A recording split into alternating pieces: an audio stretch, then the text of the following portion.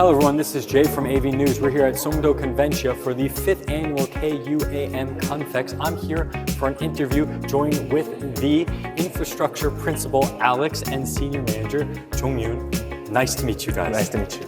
Nice to meet you. Happy to be here. Good. Can you tell me a little bit? I've heard a lot about your company, by the way, not just saying this, done a lot of interviews. Keep hearing the name Joby Aviation. Tell me about your company and what you guys do. Well, Joby Aviation is a California-based company which develops and manufactures eVTOL, which is electric vertical takeoff and landing aircraft, and try to operate it and also try to provide this air taxi, air tour service for our customers to save their time and make their life better. And we're trying to provide more solutions like in terms of operations, like for example, vertiport, charging, and also some other solutions as well. Okay. Did I miss anything? Sounds good. Yeah, I got it. That's a pretty great explanation, a broad understanding of what's going on. Give me a little more detail about your product and solution, or what makes you guys unique compared to your competitors. I'll go first. Okay. As I said, we're not only the OEM, which is like the developer and the manufacturer of the aircraft. We also deeply involved in the operations, which is like pilot, maintenance, and also facilities like infrastructure, as well as the software. We need a software to operate the aircraft, not only from like technological perspective, but also if you imagine Uber, you need a rider app and a driver app to operate the service. Sure. So we're involved in such services, which is very unique to like compared to other competitors. Yeah, you're the first ones I've actually heard mention that. I've heard about like components, part manufacturing, working from different sides within the industry, but you're like really creating the total package here. I think so that's, I could step in and use this, right? I think that's what our sort of company superpower is, vertical integration. Okay. So what vertical integration means is that we control all the things that we want and none of the things that we don't want. Okay. If we need a part, we make it ourselves. At least that's our first port of call. And so by doing that, we have complete control over our entire technology stack and how we use it, so we can optimize not only our aircraft, but also the service that's going to leverage that aircraft. So about the service, the usability, all the way from maybe, like you said, mentioned Uber, getting one of these on my phone through an app, to riding the whole experience from takeoff to landing, right? Exactly. So the first mile doesn't start from the doorstep of your house. The aircraft cannot land in front of your house yet. Right. So you would want to book an Uber and use our app first, like ride hailing or ride share service from your first mile, and then move to the nearby vertiport and fly to your destination. And then the last mile will be also provided by the local mobility services. Got it. Such as Uber. Talk to me about some issues, being experts in the industry, doing test flights. I've heard major things about big test flights happening next year as well. Talk to me about some issues within the UAM industry that you guys are seeing. I would go first. This industry is very nascent. It's a growing industry. So always, it's kind of like challenging to secure the human labor force, which is like the experts, like technicians who can actually maintain and operate the aircraft.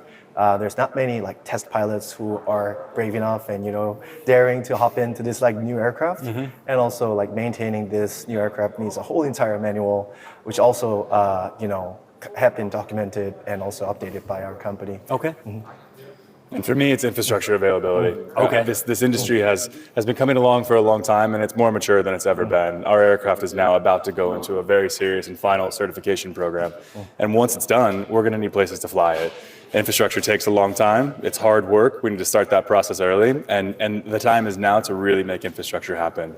Is that my next question revolves around difficulty. It could be the same answer. The difficulty is getting that infrastructure implemented quickly and efficiently. Is that the biggest difficulty you're seeing in the industry, or do you have other kind of difficulties or obstacles that you're seeing in order to bring this to? It depends on who you ask in the company. For me, as the infrastructure guy, infrastructure it keeps me up at night. But it's the kind of thing where it's similar to what Jong-yoon was saying. We need a couple of nodes early to launch our service and then build off the backbone of that service. And to get some of those initial nodes is challenging when we don't have any service out there now. So that's what we're focused on, is launching sort of initial nodes that are great routes for people to fly as a beginner, and then we'll build subsequent nodes off of that. That makes perfect sense. There's so many components, different expertise, and different kind of, from the infrastructure to the certification to the parts to the components. There's so many parts that need to come into making this actually happen that it could be difficult depending, of course, of who I'm talking to. Yeah. I've got various answers throughout the day to this question.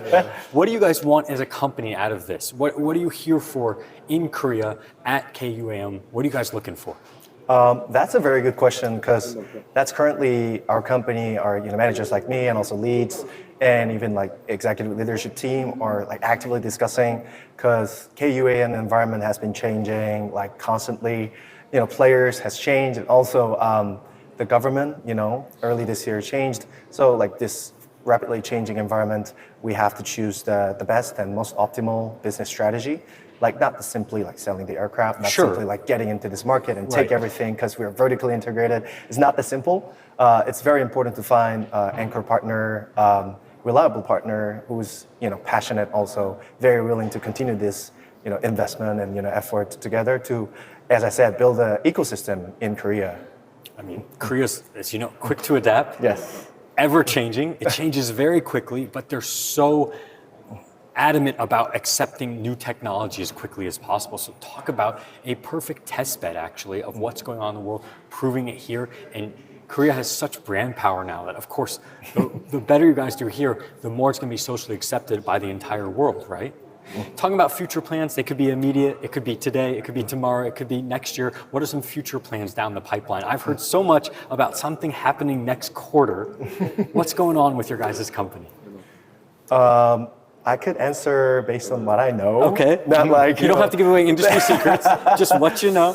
What I know, I also shared this during my presentation. Okay. So Tokyo government of Japan, they announced this like massive implementation project, which is like basically demonstration project. Like they formed the consortiums like Korea Grand Challenge did. Okay. And also this consortium is very interesting because Tokyo wants to connect this UAM to the city development. That's why the leads of each consortium is like real estate companies or construction companies. It's a very interesting approach as UAM because people think it's like a transportation, but transportation always deeply connected to the city development of course. and people's life.